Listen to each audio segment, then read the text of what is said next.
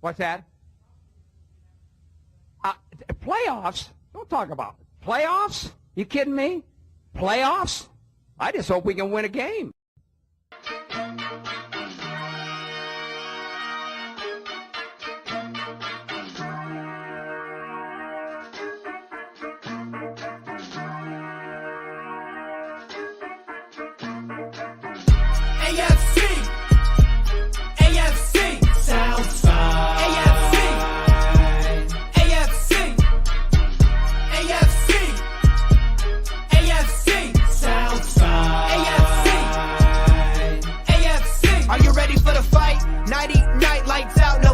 About to be the clash of the Titans. Strike like a lightning bolt. You feel the ground pounding, that might be the coast. Quick like a joke, like to hit when provoked. Don't you doubt that. That's a jaguar to a house cat. That's an outcast to a whole squadron. If you talking Houston, then we've got a problem. You'll probably get the horns if you mess with the cattle. Sit back in your saddle and get ready for the fan battle.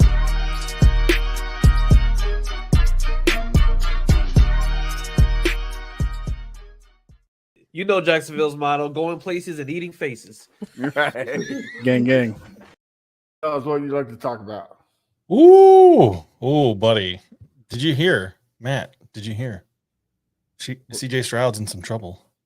He's being brought up on charges of elder abuse for an incident that occurred Saturday night. Man, get off the gas. There ain't no way CJ Stroud, the good Christian boy. Yeah. I hear he beat the living daylight out of Joe Flacco. I mean, you're right. Down at You're NRG right. Stadium.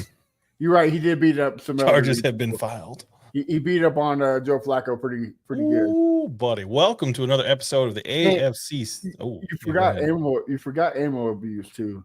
You know, beat the dog pound. Yeah. What are the Browns? I'm afraid to ask. Anyway, I actually know the answer to that question, and it's not really that exciting.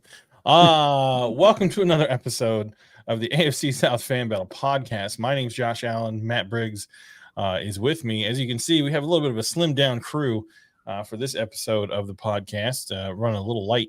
The rest of the hooligans on the show apparently were too busy doing other things. Who knows? I don't know where they're too jealous of the Texans winning the South. So it's all right. At least you can. I mean, we've always known that you and I are the most talented ones on the show, anyhow. So, right, right. Addition by subtraction, as Michael Scott. We are the glue that holds this thing together. Yeah, we are the glue that holds Varys Turn's favorite podcast together. I mean, it really is a heated battle though between VT and Varys Turn over who our biggest fan is. That's all I'll say. So we got a couple comments already. Where is Sam? Patrick Storm, we understand that her parole officer is looking for her and she's on the lam. So Texans run the South. Patrick Storm, at the moment Texans do run the South. I mean, come on. At the moment it is very hard to argue against that. So chill on Joe, he is goated. Yeah, I mean, is he goated? Well, the goat got beat. Yeah, the goat got beat very badly. I mean, if there was a Hall of Very Good, Joe Flacco would get in it. Will he get in the Hall of Fame? I don't know. That's a good discussion, though. I don't know. We're prepared to have that today, but is Joe Flacco a Hall of Fame quarterback? I don't know. Is Joe Flacco the new boat? I'll tell you who's not the boat. Dak Prescott. But we'll get to that in a bit. Blake Bortles is a better quarterback than Dak Prescott ever thought about being, especially in the playoffs. So, got another. Tunsil is wanted for questioning and the disappearance of Myles Garrett. Kidnapping. Yeah, kidnapping. Man. Myles Garrett couldn't put nothing on Tunsil. That was one of the surprising things about that game is the sort of lack of impact that Myles Garrett had at all. Like just almost no impact whatsoever on the outcome of the game. So it's I don't know. We're going to talk about it in a minute. Brandon Samuel says yes. I don't know what that means, but thank you for your comment. And Frank says, "Hey Matt, you were so close to seeing Texans versus KC in person." Oh, that's interesting, Matt. Were you rooting for the Steelers? I actually was rooting for the Steelers, so I could see the game. I would like to go. Yeah, I mean, yeah, that would have been pretty cool. Maybe I could fake my way into some credentials and get front row seats. I mean, listen, it's not the first time one of our podcasts would have faked some credentials. So, won't be the stranger things last. have happened, right? And Harish Nukla makes a very good point. If you're watching on YouTube or anywhere else, make sure you hit the smash the like button. Subscribe if you haven't. Make sure you tell Varys Turn in the AFC South Fan Battle group how much you love the show and how good it is, because he seems to forget we exist. Yep, Harish says on YouTube. So, all right, man, let's just get into it. Like, holy guacamole. I want to ask you a question, first of all. And you better be honest, because I'm going to call you on it. There is no way that you were expecting your team to wallop them like that.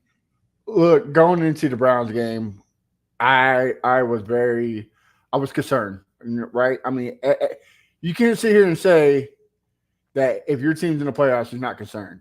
Any fan that says that they're not concerned going to the playoffs, they're liars. Right. Like you have to be concerned no matter what. I was very concerned because of what they did to us on Christmas Eve.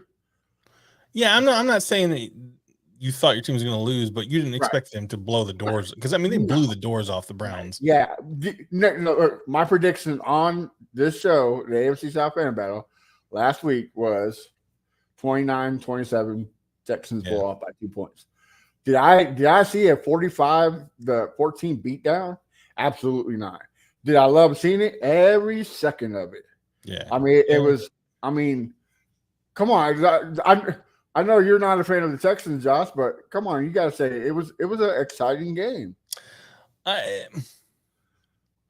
The Texans played very well. So blowouts are never exciting unless your team is the one, on the. I'll give you that. Blowouts towards the end of that game, it was boring to watch, because the by the middle of the third quarter, the Browns were done. Like, they were just done. Once even before the second pick six from Flacco, that first pick six, you could just feel, you could see it on TV. You could just feel the air get sucked out of that Cleveland team. And, I mean, from the human being perspective, like, you feel for those guys, right? Like, I do love the human dynamic of the win or go home, portion of the playoffs, right? In any sport, right? Like, you see those guys, there's some dudes who, I'll never forget, leading into the 2017 season, there's a lot of talk in Jacksonville about, the team not caring about winning, and certain players like Leonard Fournette just being in it for the money and being overpaid. I'll never forget seeing Leonard Fournette, when they lost to New England, sitting behind an ice machine, crying his eyes out. Like, he didn't want anybody to see him. Like, these players train their whole lives for the opportunity to get in the NFL, and then very few of them actually get a chance to make it to the Super Bowl and win it all. So you do, your heart goes out to some of these guys. Obviously, you don't want them to win over your team, but like, the human being aspect of it is always very fascinating to me. Harish Nukla says every like on YouTube is one more point that the Texans will lose by next week. So I agree. Hit that like button. Look, channel your hate. Hate all you want. I bring it on. The more hate, the better. Listen, when the Jags were good last year, that was one of my favorite portions of it. I enjoy the hatred of the other fan bases, right? And that's especially Varys Turner. That the hate from him is so great. Yeah, I think Varys is probably like one of those dudes who's a secret like Cowboys, Laker, Yankees fan. That's why he's upset all the time. Yeah, okay. Probably. I feel bad for the TVs. Yeah, Frank makes a good point. Every time I turn around, the Texans were scoring. And I think that to me was the most surprising part. The fact that the Browns defense just had no answers at all. Like, the Houston and CJ Stroud on offense have been good enough all year that they're the sort of team now that's going to get their shots. They're going to take a deep shot downfield and connect. They're going to get some big plays and some points. But, good defenses this year, like the Jets defense, is able to sort of stymie Houston, right? Like, I was surprised that the Browns were not able to stop Houston all night. I think maybe once or two. Did you guys even punt the whole game? Like, was there a single punt? I think we punted. We both punted the first two drives of each team, and then we scored first, and then of course they scored. Yeah, that's right. Because it was sort of a slow start for both, and then it's like the floodgates opened, and you guys were just scoring in bunches. Frank has another comment. I assume he means Lamar Jackson is 1-3 in the playoffs. Yeah, but excuse me, I'm about to yawn. I don't know. Every playoff game, every set of playoffs is a different animal. Yeah, right. Unless you're the Dallas Cowboys, and then every Everything's playoff is the same. Speaking of beatdowns, my God, the Packers are all of a sudden a scary team. Like, yeah.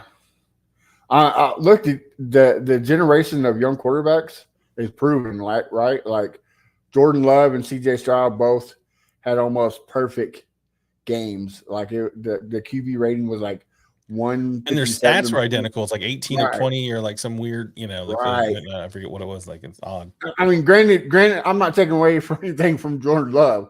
Granted, he did play the Dallas Cowboys. You know they were going to choke that game away some way, somehow, So, but still, that's still impressive what he did, And that was, the Cowboys, their defense has actually been decent this year, right? Like, but just I want to say big shout out to Jerry Jones, the Cowboys, for not saying the N-word on live TV, because he wanted to. He wanted to drop the N-word on somebody after that loss. The memes about Jerry Jones. There's one, he's in like the press box or whatever. And someone was like, he's telling all the he's like, get all the colored people out of here. And I'm like, my God. Are you saying naysayers? No. What do you mean? The N-word, naysayers, right? Yes, naysayers. Yes. Oh, Pat McAfee. Yeah. And that was an interesting tidbit going into the game, right?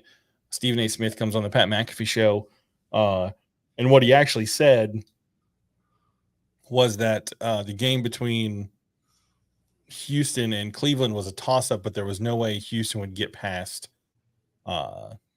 Baltimore, and that got related to CJ Stroud, is that they didn't have a chance to beat Cleveland. Well, right. He said the only threat to Baltimore is Cleveland. That's what he said.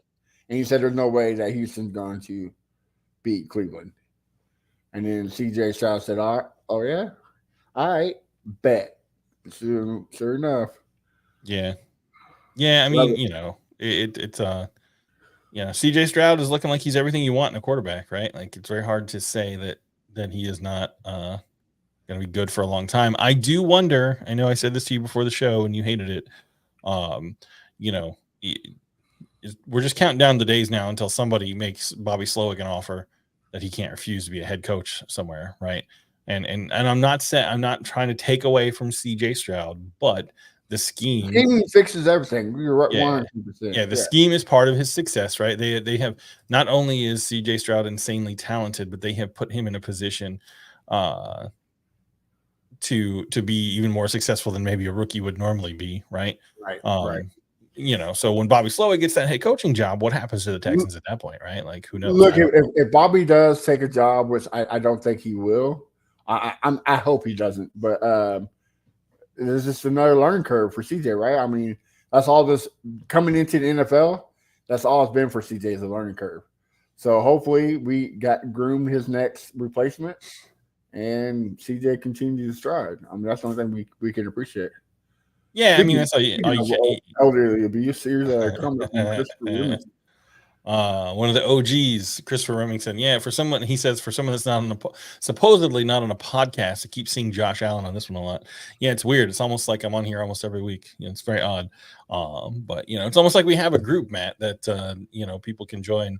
That literally the only reason it exists so that we can try to get them to watch this podcast called the AFC South Fan Battle. But whatever.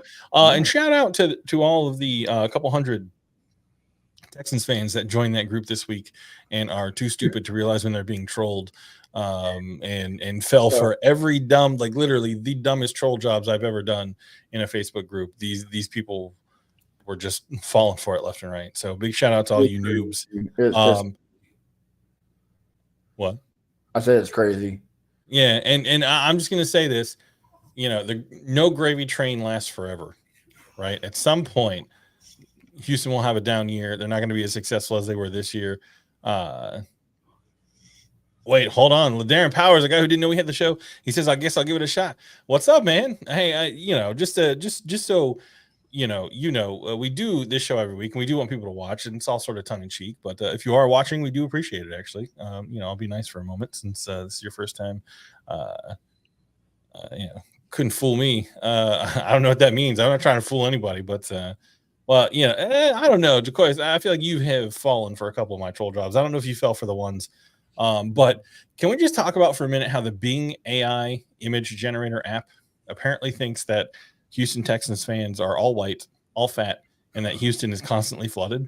Like, my God, all I put into this thing was like, give me a picture of angry Texans fans in the city of Houston yelling about their team winning a playoff game. And it created some of the craziest. I've seen that. I was like, dude, there's no way. It is crazy. But of course I did one for like, then I had to do others like the Colts.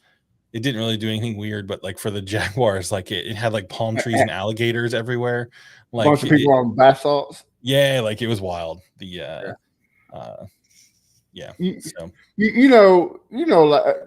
that whole flooding thing. Joel Osteen is over there lifting his chops. She's like, man, I wish Houston was flooded again, so I can tell people. Oh, no. Bro. Yeah. I don't know. I think he would. You think he would say no again? I'm not sure. He would. Yeah. I don't know. But Houston floods like 4 or 5 times a year on average. I did look it up after that because people were very upset about the flooding bit in the AI images. But it does flood. It's not like it's not like it never floods. Only floods when it's a hurricane. But listen, if you actually got offended by any of those posts in the AFC South Fan Battle group, I don't know what to tell you. Get over it. It's literally literally a troll group called Fan Battle. I'm not sure. LaDarren Power says that one was funny. I didn't realize the flooding part till someone else said something about it. Me neither. Honestly, I didn't think about it. Like I just assumed that it was just some weird thing. I don't know. I didn't think about it. Like who knows, right? And if you are watching from YouTube or listen to the audio portion and don't know what we're talking about, we have a group called the AFC South Fan Battle podcast.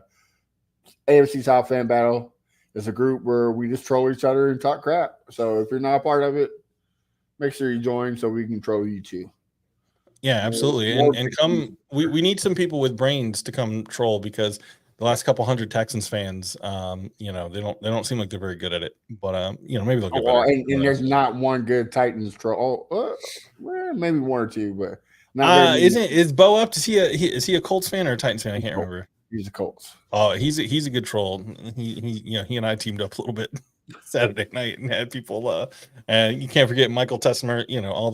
All the normal trolls. And what I love is when the newbies come in and they're like, "Oh, who are you? I don't even know who you are." Like, man, that's because you've been in the group for like 2 days. Like, go look through some posts, dummy.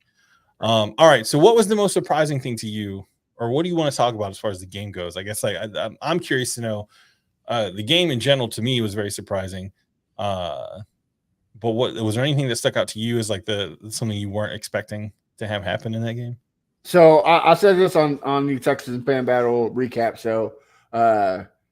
In 2011? JJ Watt's rookie year. He intercepted the ball, ran it for a touchdown, and it was the start of the great movement of JJ Watt. I said, mark it here. Christian Harris just became somebody. Christian Harris surprised the shit out of me. I didn't think he was going to come away with an interception for a touchdown and 2 sacks. The dude is just a complete monster. Hopefully that's the missing piece we've been missing on our defense. And, the defense just get better. The defense surprised. I mean, you can say this about every Texan fan can say this. The defense surprised us all. Like the Browns kept taking deep shots like we've been seeing all year.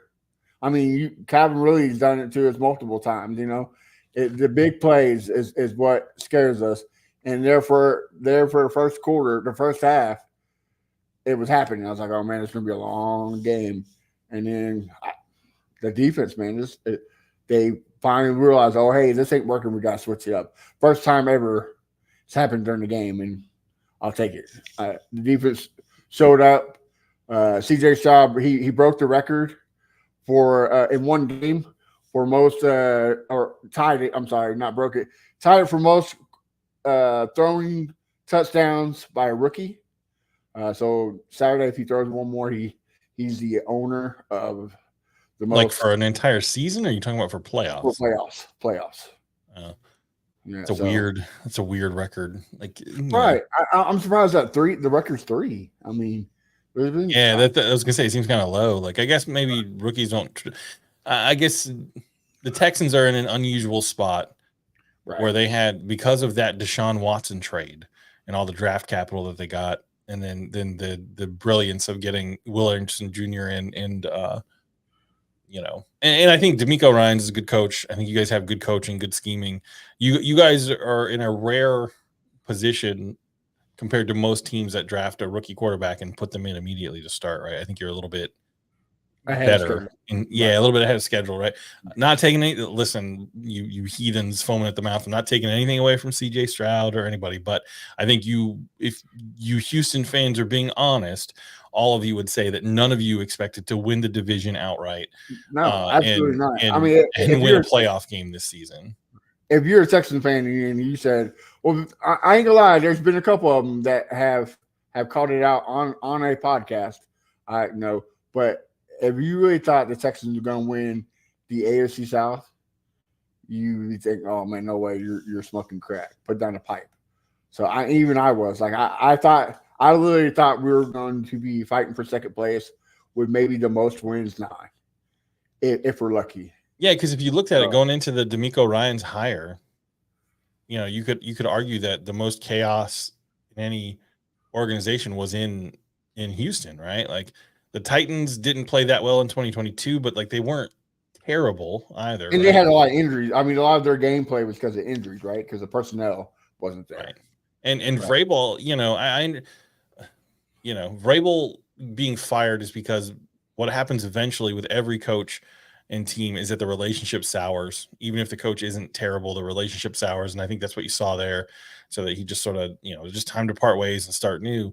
But he wasn't a terrible coach. And then the Colts on paper had a good roster, and Shane Steichen coming in, everybody sort of regarded him as a good coach. And you looked at Houston, kind of like, okay, everybody being honest thought that best case scenario was maybe they're in the hunt for second or third place, depending on how the other teams do, right? Joseph Mia asked, what's up, fellas? Where the heck is everyone else? That's a great question.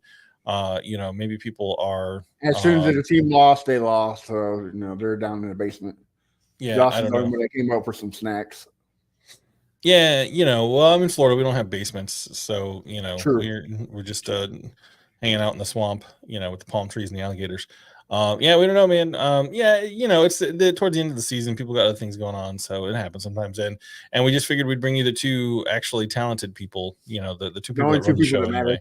Yeah, only two people who anyone wants to hear from, especially Varys Turn, who is a regular viewer and listener to the show. Christopher Remington says what people didn't understand was that Will Anderson Jr. and Grenard didn't play the first Browns game. Stroud also. Cleveland was able to run at will. Anderson's run defense is underrated and led to the pick sixes. I don't know about that last statement. I think Joe Flacco made bad throws. Maybe Will Anderson Jr. playing well had something to do with it, but I think it was more so Flacco, coming back down to earth from the first one was a blitz, and that was very rare to see D'Amico do because he doesn't dial up a lot of blitzes. Yeah. The second one, I think the second one, I kind of agree with you. I think he was kind of on the tippy toes, nervous because he didn't want to throw another one and just threw a bad. Well, there's a guy right there lurking, right? He just doesn't see the guy and he throws it, and 2 pick sixes in a row, and the goose was cooked at that point. There was no chance. In the wise words of Drake, we went back to back. So, it was good. Oh, Jesus. Christopher Remington, you're always looking for a pat on the back. Dylan and Mack confirmed that I told him around week 8 that the Texans would have a shot at the division. Yeah, I mean, that's like if the dealer tells you what cards are coming in a hand of poker in the middle and you make your bet then. I'm talking about before a down was played this season. Nobody legitimately thought that the Texans were going to just win the division outright, much less win a playoff game, and win a playoff game in like commanding fashion. Like once once the Texans took hold of that game, it was pretty clear like which team was playing at a level that they needed to in order to win, and it was not the Cleveland Browns. Well, the good thing, in the press conference, D'Amico said something, and he's completely 110% correct. In the beginning of the playoffs, everybody's record is 0-0. It doesn't matter about what happened in the season. It matters what happens now. And that's one thing that the team should be worried about.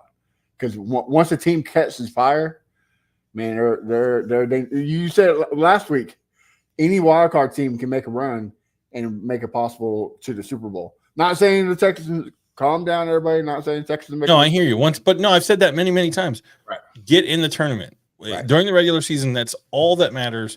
Get in the tournament. Yes, try to get better seating, whatever. But at the end of the day, make it into the tournament.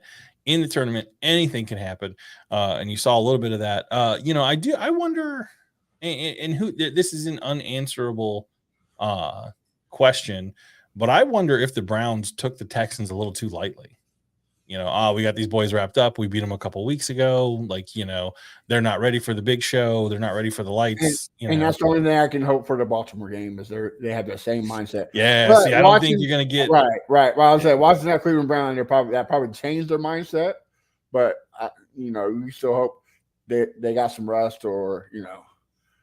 Michael Tessmer says he just wants to say the Texans suck. Well, there you go. Hey, you have said it. Sir. Everybody say a prayer for Michael Tessmer.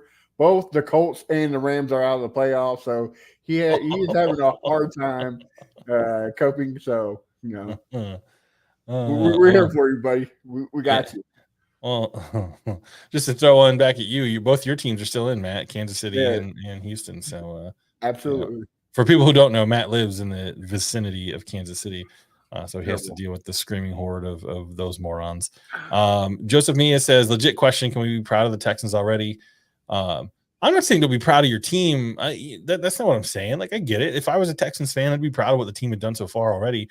I wouldn't, with the way they played Saturday, I wouldn't be satisfied with just a wild card win, right? Like, well, we've done that before, right? Like we won a wild card round.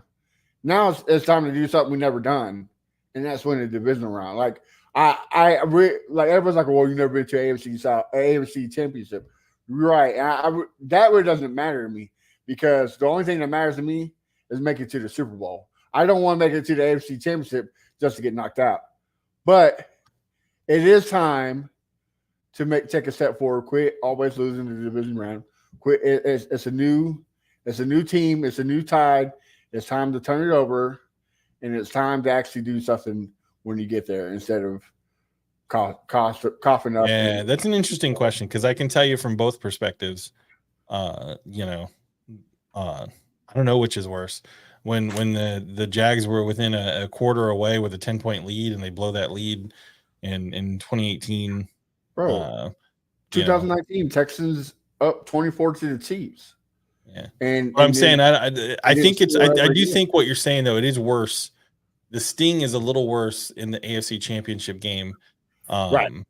Because you're so close to getting to a Super Bowl, and the Super Bowl is also a sort of game that's like you get in the playoffs, anything can happen. You make it to the Super Bowl. The Super Bowl is also a game where anything can happen. So, Super Bowl games are notoriously unpredictable. I mean, the Titans were 1 yard short of being a Super Bowl winner. You know what I mean? Yeah, 1 yard short. Yeah. That would be the story of the Titans if they made a documentary. That'd be the title. 1 yard short. Story of the Tennessee Titans. Tessmer says, no, we aren't proud of the Texans. They are garbage. I mean, that garbage beat the Colts to make the playoffs. Yeah. That's all that matters.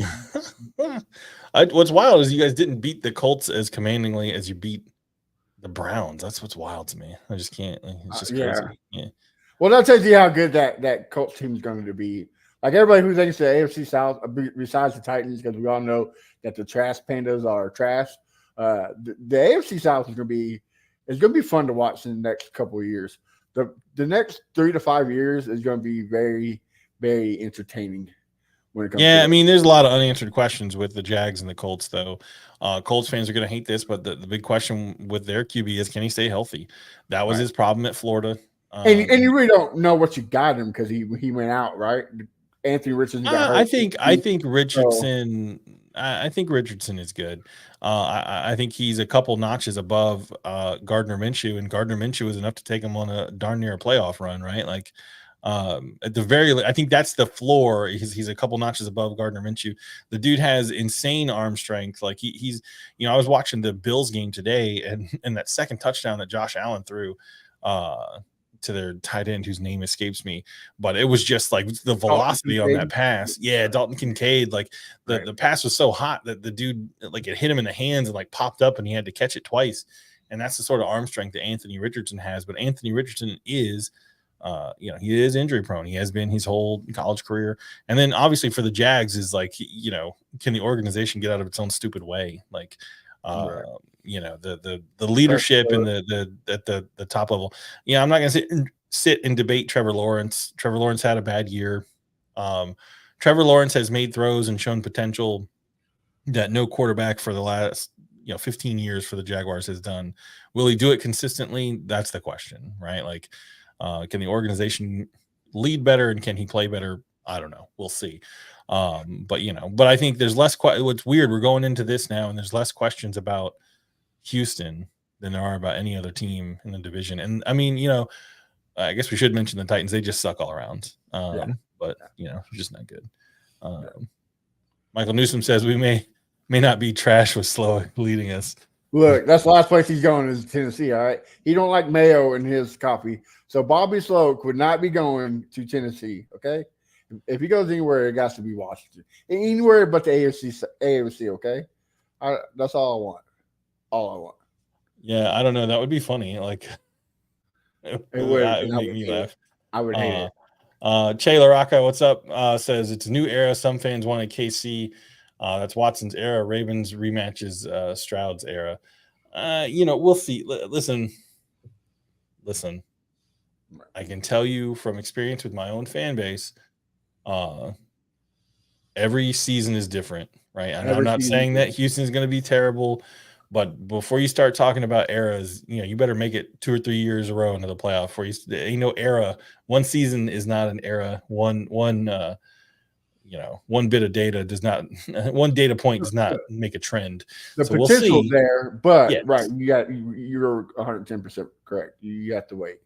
Yeah, we'll see. So the Ravens. Let's talk about that a little bit. Yeah, I'm on TikTok live on the Texans Fan Battle TikTok, and somebody asked me about how do I feel about Lamar. That's the guy that kind of scares me, right? Like he probably you agree he's probably the MVP. I mean, I don't see how he's not. Yeah, I don't see how he's not. Right. Listen, I've seen CJ Stroud play. There's no way he's gonna be the MVP. And I'm not. Lamar Jackson is on a different level, right? Right. He knows how to use his he knows how to use his assets very well. He knows how to use his feet. The man is, he bends like a pretzel. Like you think you tackled him, and Stroud, does not knock against Stroud because most quarterbacks are this way. Even really great quarterbacks like Tom Brady, Stroud is not necessarily a guy that if two guys try to tackle him, that he's going to break that tackle, run around for another. Because I saw this happen in the Jags game against the Ravens. Two defenders tackled him. He was under them. He slips out. His knee doesn't go down. He scrambles around some more. There's two more guys chasing him, and he throws a bomb 30 yards downfield, like pinpoint accuracy while he's running to his left. It's just wild. What Lamar Jackson can do is wild. He is. I'm not going to say he's as good as Michael Vick because Michael Vick was a cheat code, but he's pretty close to Michael Vick. He's in the. I guess you could say he's in the style of Michael Vick. Tier. Yeah, he's in the tier of Michael Vick. So yeah, he's dangerous. But again, and we've been saying this the whole show is every year is different. But the one thing you got to say is Lamar's not that good in playoffs. He hasn't been traditionally, but Lamar himself has said he has set out on a mission to prove that wrong. Right. And that's another thing that's scary, right? When the guy says, "Hey, I'm going to change minds," like you got to listen, right? But and another thing that we can hope is the rust. Like we all seen teams. Aaron Rodgers is well known for it. Like he makes the buy and it just falls apart in the playoffs. That's the only thing I can hope. But all I was gotta say is if I'm D'Amico, I'm circling Lamar Jackson's name 20,000 times. I don't care about anybody else on the offense. Yeah, and the Jags defense up until they were just exhausted in the game where they played Baltimore, they held Baltimore to like 17 points up until towards the end of that game, and then sort of the floodgates broke because the offense couldn't get off their rear and do anything. And what they did the whole game was they had a spy on Lamar Jackson the whole time. There was a dude that was watching him, and he still made plays. They still scored points, but they held. But it's sort of like what you have to do with the Texans offense at this point. You got to slow them down just enough for your offense to keep pace. And I think the key for the Texans to win the game is to come out hot on offense. You know, Lamar Jackson's going to get his points. You try to stop him a little bit, but I think you focus on the offensive scheme. You come out, score points in bunches, and just do not let your foot off the gas. Because I tell you another thing about the Ravens, they're built sort of like some of those New England Patriot teams of old. And you better be up 3 or 4 scores with a couple minutes left in that game if you want to guarantee that victory. Because Lamar, one thing they're not going to do is roll over, unlike the Cleveland Browns, who rolled over from about the middle of the second quarter onward. Right. That's the thing, right? Like the one thing I can say about the Houston Texans all year is that irks me is their conservativeness. And it started, they did the same thing Saturday against the Browns.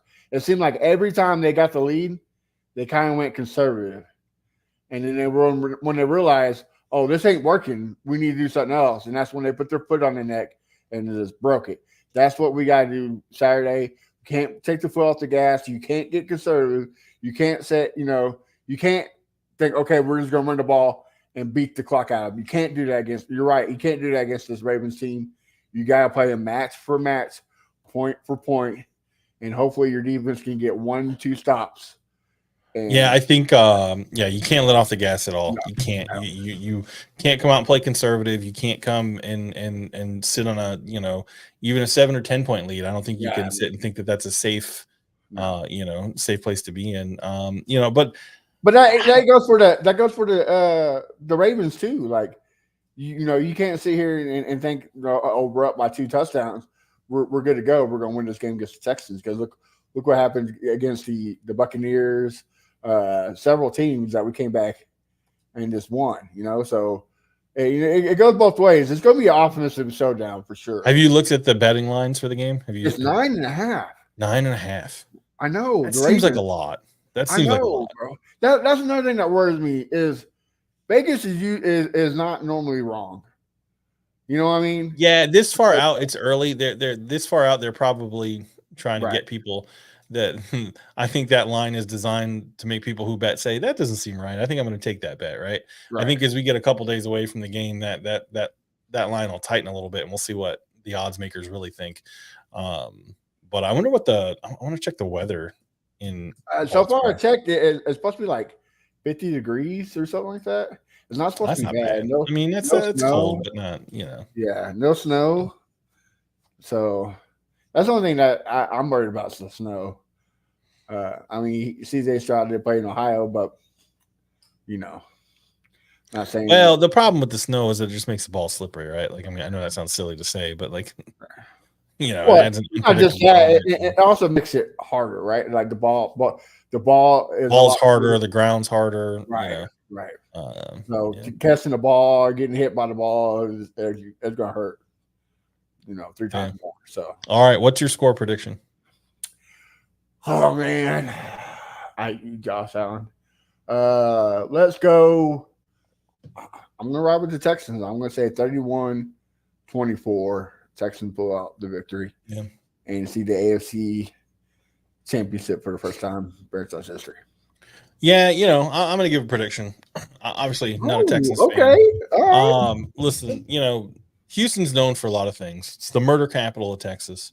It's apparently, according to the Bing AI image generating app, it's known for flooding. Hurricanes have wrecked the city The people of Houston have been subjected to Houston rap for decades, and Houston they have rap is survived. not that bad, They have, sir. This is my time. I ask you kindly to let me finish what I'm saying. And they have survived. And the people of Houston, they have overcome every adversity that you can possibly imagine. And they're looking at this mountain in Baltimore that they have to climb to get to the promised land that they've never been to, the AFC Championship game. And all that is to say, as resilient as the Houston people of Houston are, Ravens by 50. I knew you were going to say that. Ravens by 50. That's right. No Ravens by 50 this team. Not this time. We'll see. That's my official prediction, but I wouldn't bet actual money on it. But I don't bet money on games anyway because that's a fool's errand. So, all right. Anything else we want to talk about before we wrap this one up? I think that's about it. I think this is the greatest show we've ever had, Matt. The greatest by far. Yeah, I think so. I think absolutely. Yeah. It's the greatest show we've ever had. All right. Make sure you check out the other Fan Battle Sports Network shows. We got the Horseshoe Mob, Texans Fan Battle, Jaguars Fan Battle. You can find it on our social media pages. We got all the times published. You can find Matt on Twitter at A1Day1Texans. My Twitter handle is Josh Gives Up. And the last thing we want to make sure that everyone remembers in these trying times, there's one truth that you can always count on. And that's the fact that Sam, she loves Jalen Ramsey. Loves him Big so time. much. Big time. Sit back in your saddle and get ready for the fan battle.